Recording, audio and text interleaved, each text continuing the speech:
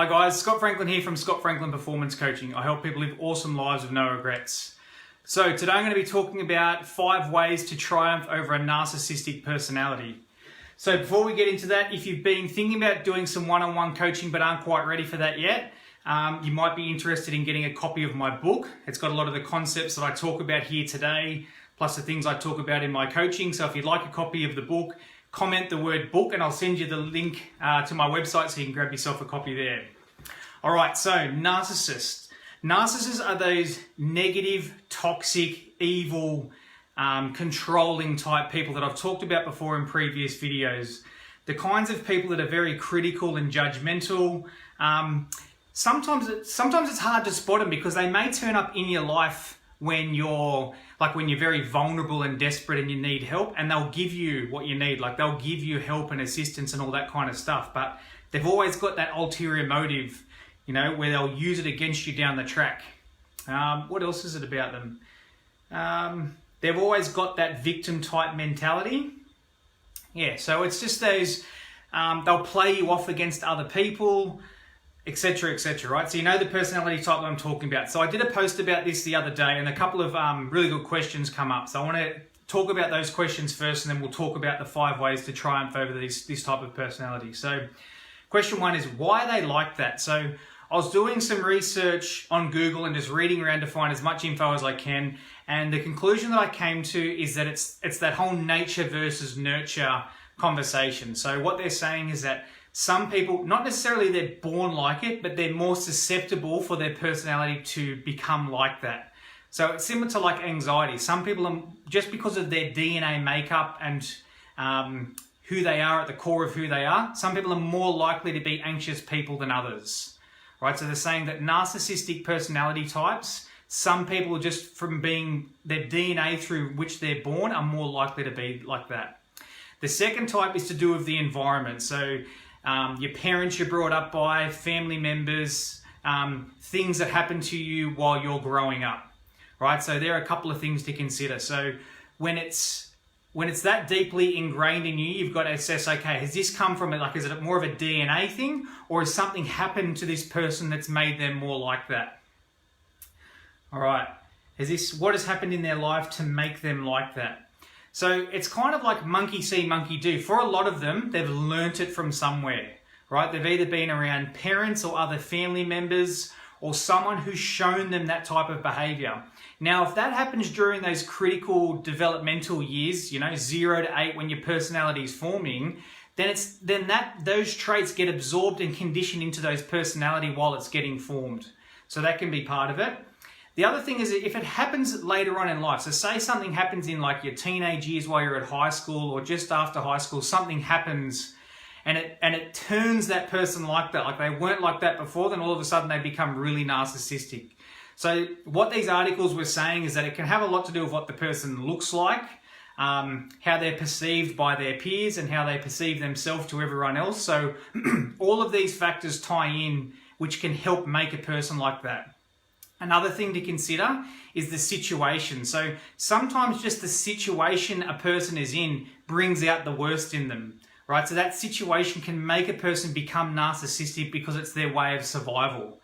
They almost want to have that tough exterior, and it's survival mode for them to become like that, for them to survive the situation they're in. But if you remove them from that situation, then a lot of those personality traits can go with it. Is it genetic? So yeah, we've talked about that. For some people it is more genetic rather than things that have happened to them later on in life. What else have we got?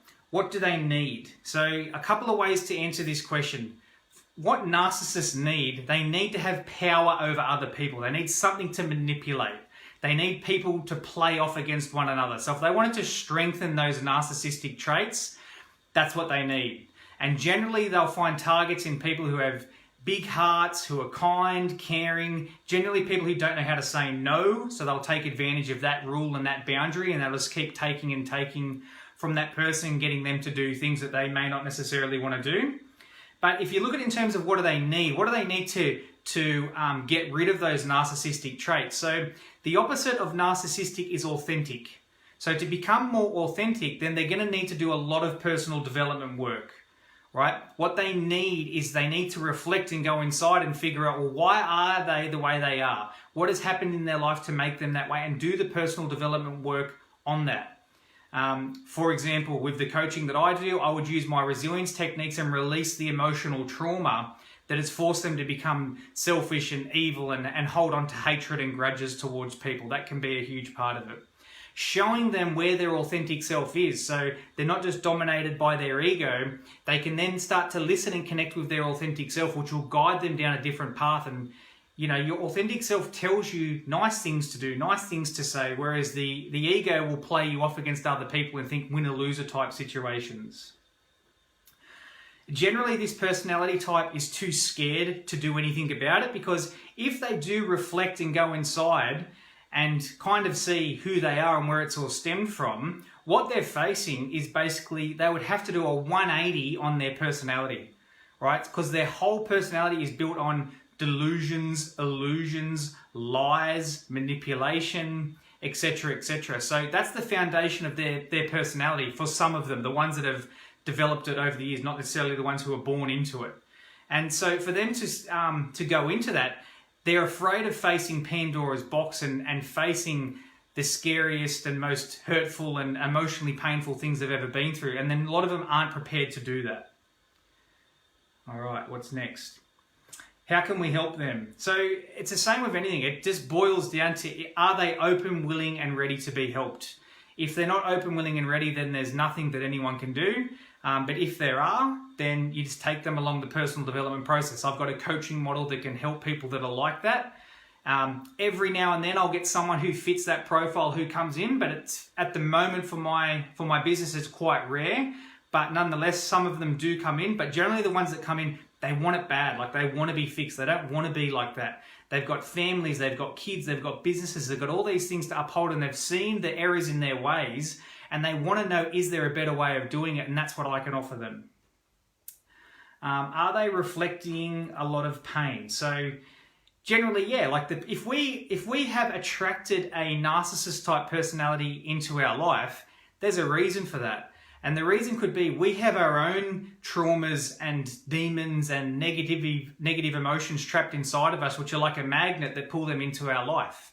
And what happens is when they come into our life, they're going to push all of our buttons and highlight to us what we need to work on, right? Whether that be fear, intimidation, anger, frustration, scared, hurt, upset. They're going to push all of our buttons because that's what they're good at, but they're showing us what we need to work on. So there's a reason for that. Okay, next part. We can't manage their behavior, but we can manage our own behavior around them. Exactly right. So they're quite controlling. And generally a lot of them aren't going to change. They don't want to change. So we've got to figure out, well, how can we best manage them? How can we act better when we're around them? How can we control our emotional responses and our emotional reactions while we're around them? Which brings me to the 5 steps to triumph over a narcissistic personality. So by the way, before I go into that, a lot of the stuff I'm talking about is in my book. If you'd like a copy of my book, just comment the word book and I'll send you the link to my website where you can get yourself a copy. Okay, the 5 steps. Steps number 1, use the resilience technique. So my resilience techniques, so the narcissists push our emotional buttons. Most people don't know how to control those emotional buttons. They try and think their way out of it. They try and think positive. But like I've talked about in previous videos, emotions are 40,000 times stronger than thoughts. So putting a positive thought in your head isn't going to do much when you've got a negative emotion inside of there. You need to know how to change your emotions, and my resilience techniques can do that. Fear, intimidation, feeling scared, all those types of things can be switched off, and when you switch those off, you switch on the polar opposite positive emotion. Now, the reason that's important is because emotions are like magnets. So if you've got negative emotions trapped inside your body, negative emotions vibrate on a low, heavy level. And just like a magnet, they attract people and situations into your life of the same vibration, which obviously isn't ideal. So when we release negative emotions out of our body, our vibration increases. And when we're vibrating on a higher level, we attract high vibrating people and high vibrating situations, right? Which is obviously more ideal and more aligned with our goals. So yeah, use the resilience techniques to release the buttons that they've pushed and to be in control of your emotions. Number 2, talk from your authentic self, not your ego. So thoughts versus knowing, and your voice sounds different. Okay, You know when you think of an idea and you say the idea versus when you know an idea and you say it? Listen to the difference in your voice next time you do it. So I'll say it again. When you think of an idea in your head, listen to that tone versus when you know an idea from the heart or the authentic self. Now, when narcissists are trying to manipulate their victim, right? What they're doing is they know that their victim generally doesn't have strong, they're coming from thoughts. Now, when two people are coming from thoughts, whoever has the strongest frame or the strongest thoughts will dominate that interaction. And that's what narcissists will do. Even if you think you've got strong thoughts, the narcissist will believe their thoughts are stronger, or they'll just try and break you down over time or manipulate you in certain ways so that your thoughts weaken and their thoughts become stronger, and then they start to dominate your thoughts, right? So let me give you a comparison to that. Instead of using your thoughts to figure out what to say and what to do, come from your authentic self, which knows what to say and what to do. Right? There's a difference in the voice. If you hear the difference in the voice from the authentic self, it's a bit deeper. It's got a bit more conviction. It's got more confidence. It's got more certainty. And people are less likely to try and challenge that. Narcissists generally are looking for easy targets. Right? Now, if a narcissist is dealing with someone who's connected to their authentic self, all of a sudden you're no longer an easy target. I'm not saying you won't be a target at all, but you're a harder target because you're going to be harder to convince. Because you're going to have such a strong belief system from your authentic self, and your authentic self will give you the right words to say. So the words coming out of your mouth are quite powerful, whereas when you're just coming from thoughts and you think you're saying the right thing, there's a lot of kinks in the armor, there's a lot of room for error. And that's what they're looking for. If you're speaking from thoughts, they're going to come at you, but if you're speaking from the heart, they're less likely to come at you. So that's the second trick. The third trick to triumph over narcissistic personalities is to set up rules and boundaries and enforce them, right? So again, we all kind of think we know the right rules and boundaries to set for a narcissist versus using authentic self where we know what the rules and boundaries are, right? We know how we want to be talked to. We know we want to be treated with respect and consideration and love and care. We know that, right?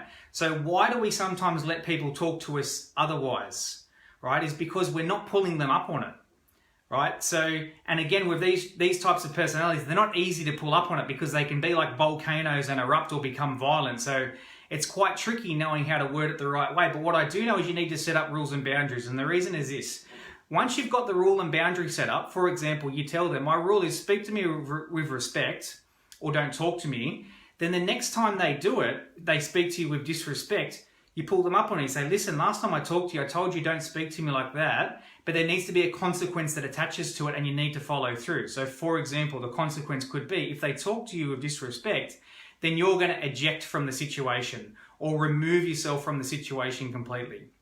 Now, I get every situation's different and it's not always as simple as I'm making it sound right now, but I'm giving you principles and guidelines and things to think about on how you can implement it on maybe on a smaller scale to begin with before you ramp it up into more serious or higher pressure situations. But having a set of rules and boundaries that you've told them on how you want to be treated, and when they don't treat you like that, be willing to walk away or at least eject yourself from the situation and pull them up on it. Okay, number 4. The fourth trick to overcoming narcissistic personality types is the difference between blood family and soul family. So I've made previous videos about this before. So obviously blood family is the one we're born into, right? And we can't change that. But sometimes the blood family can become the narcissistic people in our life. They can become narcissistic, or they can die, or they can move really far away. Either way, when they become one of those three, we lose our connection with them. They can no longer fulfill those needs that we need in our life. And if we're just working on the physical level, so just what our reality has in it, then we could go without certain family members or people in our life, and that's obviously not ideal. So the concept is the soul family. So the soul family works like this. It's someone who feels like a father, but they're not your dad, right? So it's like a soul dad. Or it's someone who feels like a mother, so they give you motherly energy, but they're not your mum. Someone who feels like a brother, but they're not your blood brother, so they're giving you brotherly energy. Someone who's not your real sister, but they feel like a sister, so they're giving you sisterly energy, an auntie and uncle and things like that. You can see where I'm going with it, right?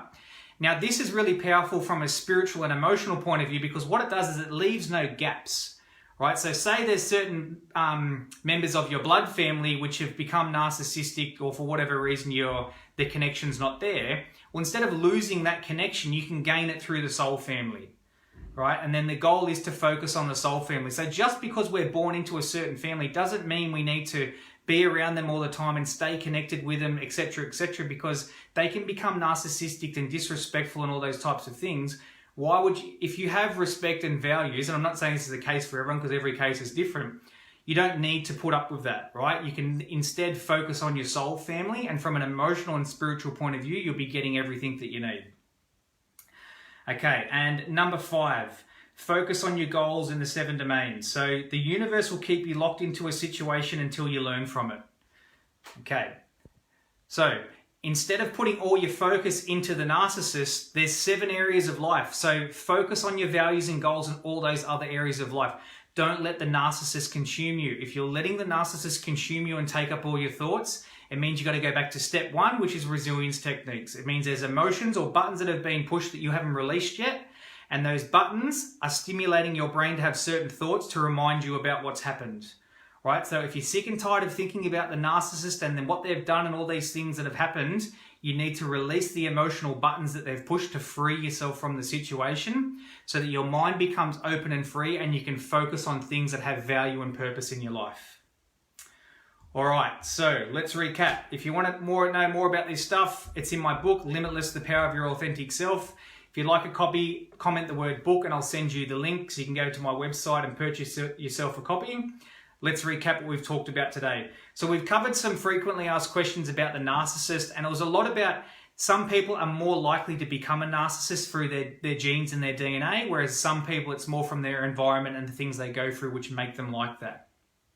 How can we help them? There's not much we can do to help them unless they become open, willing and ready to change. If they are, then personal development work is the way to go. I have a system that can help them become their authentic self, because the opposite of a narcissist is an authentic self, and that's what my program does, is I turn people into their authentic self.